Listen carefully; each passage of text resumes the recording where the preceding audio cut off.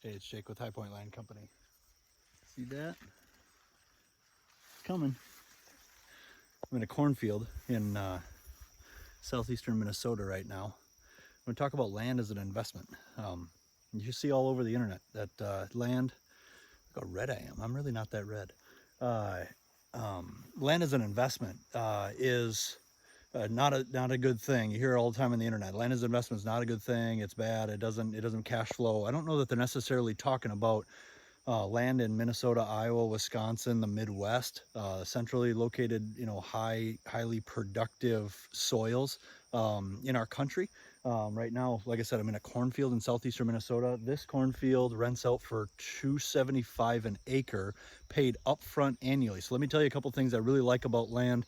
I've owned other types of real estate, done really well at it. Management, is different. Commercial real estate, same story. Management can be a little bit different. ROIs, depreciation, those are all things that are very important when it comes to an investment. But the farm that I'm on right now, $275 an acre, paid up front for the year. That farm could be purchased for this farm could be purchased for about $6,000 an acre. So when you factor in property taxes only being about $15 an acre on this one, um, and there's also some timber value on this.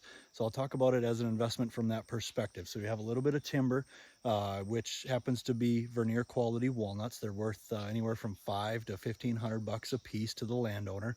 And then we have the tillable acres that are that rent for $275 an acre. So when people talk about land not being a good investment, I think they're talking about land that's down south or out west or just desolate that doesn't cash flow. A big thing that we have in the Midwest is cash flowing.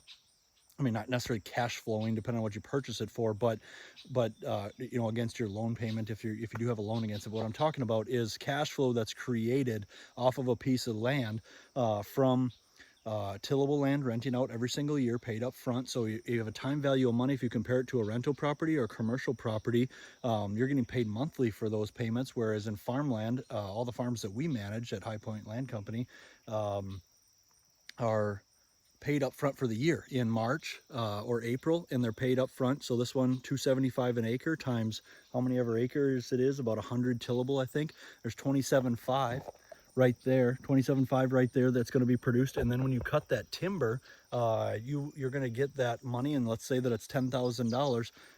That money can be tax free, just like depreciation would on a rental house, if you will, and depreciate that from the value of the purchase price, your basis in the land, T form.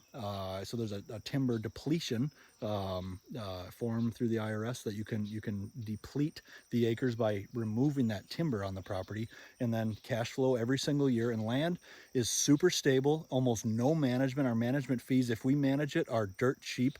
And if you don't even need a manager, if we sell you a farm, we'll tell you how to manage it. We'll tell you what you need to do. If you see value in us, great. If you don't, that's fine too.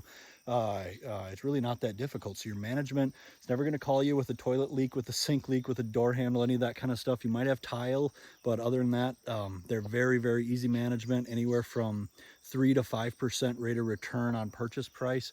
And land over time has had a just awesome appreciation. You get some depreciation or depletion, it's called, if you want to remove that from the value and remove those trees and that timber on some sort of a schedule. But the big one is the tillable land. And today, this farm rents for $275. Probably 10 years ago, 7 years ago, it probably rented close to $500. So if you can buy it today at $275 and that comes back, let's say commodity prices they're cyclical, they're always going up and down. So let's say that comes back over the course of the next 10 years, and then you're renting it back up at that high $500 an acre again. Now your land value is going to increase at $275. If it's here, you should expect it to almost double if you're going to be renting it at $500 an acre. If it was $250 to $500, that cash flow is very, very much the same, to where land prices will increase with that same rate of return.